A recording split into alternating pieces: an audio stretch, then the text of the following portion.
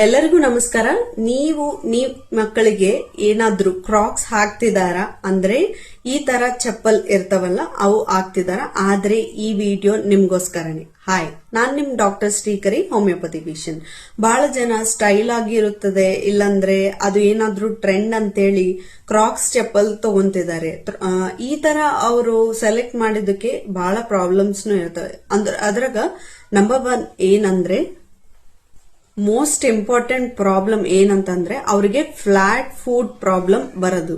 ಅಂದ್ರೆ ಮಕ್ಕಳಿಗೆ arch develop ಆಗ್ತದಲ್ಲ, ಹೀಲ್ ಹತ್ರಗ ಆರ್ಚ್ ಡೆವಲಪ್ ಆಗುತ್ತೆ, ಅದು ಆಗೋದಿಲ್ಲ, ಫ್ಲಾಟ್ ಫುಟ್ ಆಗಿಬಿಡುತ್ತೆ. ಅವರಿಗೆ ಹೀಲ್ ಪೇನ್ ಆಗೋದು, ಇಲ್ಲಂತಂದ್ರೆ ಅವ್ರು ನಡೆಯೋದಕ್ಕೆ ನಾರ್ಮಲ್ ಆಗಿ ನಡೆಯೋದಿಲ್ಲ, ಅವರು ಬೇರೆ ತರ ಡಿಫ್ರೆಂಟ್ ಆಗಿ ನಡೀತಾರೆ. ಇಲ್ಲಂತಂದ್ರೆ ಅವರಿಗೆ ಪ್ಲಾಂಟಾರ್ ಫೇಸೈಟಿಸ್ ಈ ಪ್ರಾಬ್ಲಮ್ನು ಬರಬಹುದು.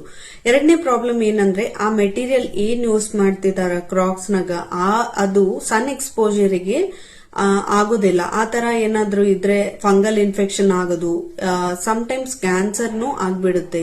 ಅದಕ್ಕಾಗಿ ಈ ಕ್ರಾಕ್ಸ್ ನು ಮಕ್ಕಳಿಗೆ ಹಾಕಬಾರ್ದು. ಸ್ಕೂಲ್ ಶೂಸ್ ಅಂತ ಕೇಳ್ತಿದ್ದಾರೆ, ಸ್ಕೂಲ್ ಶೂಸ್ ಅದು ಸೇಫ್ನೇ ಅಂತ ಹೇಳ್ಬೋದು, ಬಟ್ ಕ್ರಾಕ್ಸ್ ಅವ್ರಿಗೆ ಕೊಡೋದು ಸೇಫ್ ಅಲ್ಲ.